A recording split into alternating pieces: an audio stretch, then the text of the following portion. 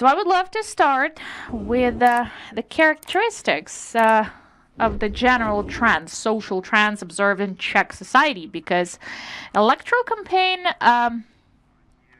is, let's say, a sort of a response to those requests shaped by the society, and they resonate. The messages that we've heard during the electoral campaign resonate somehow with the attitudes dominating in the society. And as a foundation, we took the STEM survey from June 2025 that actually confirms that the typical thing, the specific question on supporting Ukraine with military aid by the Czech Republic. So how would you assess the military aid that the Czech Republic is providing to Ukraine? Almost 50% of people believe that Czech is helping Ukraine too much, too hard, let's say, that the help is too intense. And it's... Czech Republic actually plays one of the most important roles in supporting us with the military aid, with the ammo, and it gave us a chance within the last year actually somehow to minimize the gap. Currently, the artillery ammo amount, we have much more of that to actually resist the Russian occupiers more effectively. I would like to draw your attention to another questions as well of the survey from STEM. Okay. The so-called artificial origin of Ukrainian borders. And with this question, one-third, unfortunately, approximately one-third of people, 29%, to be clear, of Czech citizens say that they either completely agree that Ukraine is an artificial country or partially agree that Ukrainian borders, internationally recognized from 1991, are artificial, are not authentic. So these questions show us that there is quite a substantial electoral scope where misinformation or Russian propaganda narratives can actually spread.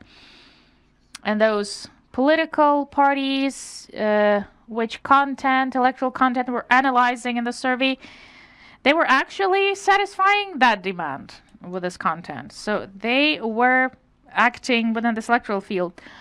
So the very first topic that we focus attention on is, of course, Ukrainians in Czech Republic. As we know, approximately 380,000 Ukrainians are currently found shelter. They were fleeing from the war and they fled to Czech Republic respectively. So we can see that SPD example.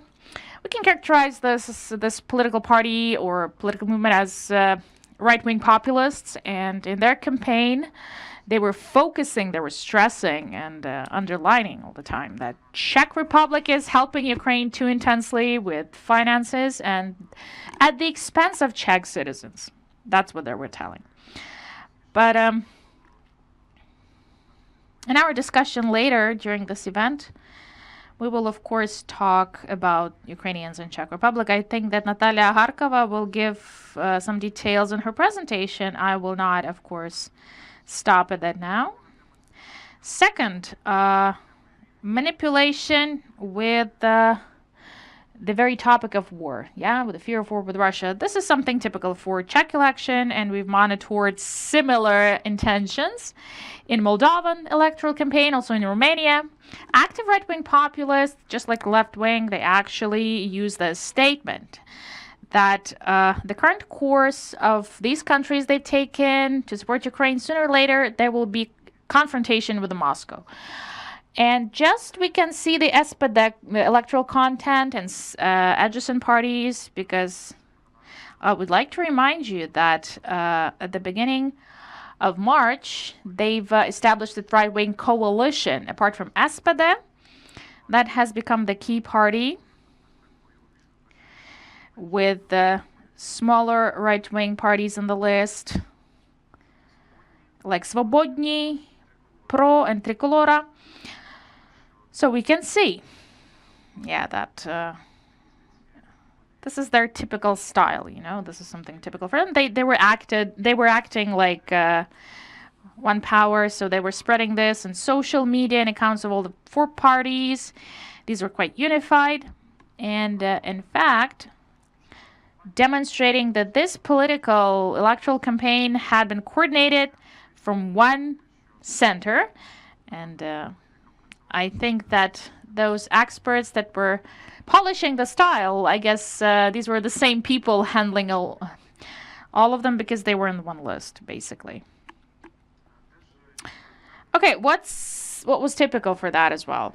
Of course, judging pro-European course of Ukraine in the context that a lot of attention was paid to criticizing that, saying that Ukraine cannot and not capable of becoming the EU member state, in the opinion of Czech right-wing parties. And we can see a typical example where they were spreading the results of voting of Czech European Parliament MPs on Ukrainian resolutions. We can see the representative of the party, Svobodny, Libor Vandarchuk, actually positively speaks of the SPD party representative that he voted against pro-Ukrainian resolutions. So in this slide, we actually can see the screenshots from TikTok. Because we know that all the parties were actively using, especially the leaders of parties were actively integrating into TikTok. But honestly, based on specific indicators, this is not the dominating social platform, of course, but we'll dig deeper. We'll talk about that later. We'll talk to our Czech colleagues. Yes. If TikTok platform played some crucial role in the results of electoral campaign. But we've seen some attempts to use that social platform to spread messages discrediting Ukrainian managers, Ukrainian leaders. For example, pro-party leader Indra Hreidel, he reacted to the statements of Hungarian MFA on this episode of where the Hungarian citizen was mobilized, and then we later realized this was a Ukrainian citizen from Zakarpattia, and this person died eventually in the process. But as the investigation showed, it basically had no direct relation to the mobilization attempts. But still, the official, Budapest used this case to somehow generate anti-Ukrainian hysteria, and Reichel is actually accusing Ukraine of selective attitude to Hungarians and is pushing the statement that, look, think anyone could have been there instead of the Hungarian guy, any Czech man. So he says that it would be better to terminate any support for Ukraine because Ukraine is not sticking to European rules. Human rights are not respected in Ukraine. This is against European values and so on. We can see the examples of the left-wing party Stacheva. Stacheva meaning that's enough, yeah. It's translated like that. So with these screenshots from TikTok as well, the party TikTok, we can see that the leader, Katarzyna Konechna, this lady was actively expressing statements that Ukraine is a corrupted state, that we are close to collapse, and she was criticizing Fiala's government for providing financial aid to Ukraine.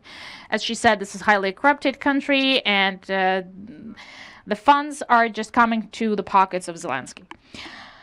So, we also note some coincidences in the rhetorics of right-wing and left-wing. So, this is the example of accusing this practice of Ukrainian symbols and banners and flags to be put on state institutions in Czech Republic. On these screenshots, you can actually see what are the examples, like the statements from SPD leader Tomio Kamura and the spokesperson of Stacheva party. These are the same messages that after they get the power, these parties will just stop that practice with the symbols.